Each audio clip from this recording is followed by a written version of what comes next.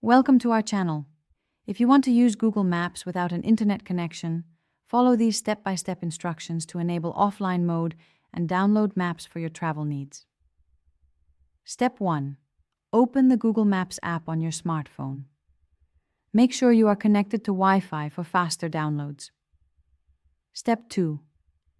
Tap on your profile icon in the top right corner of the screen and select Offline Maps from the menu. Step 3. Tap Select your own map to choose a specific area you want to download for offline use. Step 4. Use your fingers to zoom in or out and adjust the map area you want to download. The app will show you how much storage space the download will require. Step 5. Once you have selected the desired area, tap Download at the bottom of the screen. Step 6. Wait for the download to complete. Larger areas will take longer to download, so ensure you have enough storage space on your device. Step 7. To access your offline maps, go back to the Offline Maps section in your profile menu.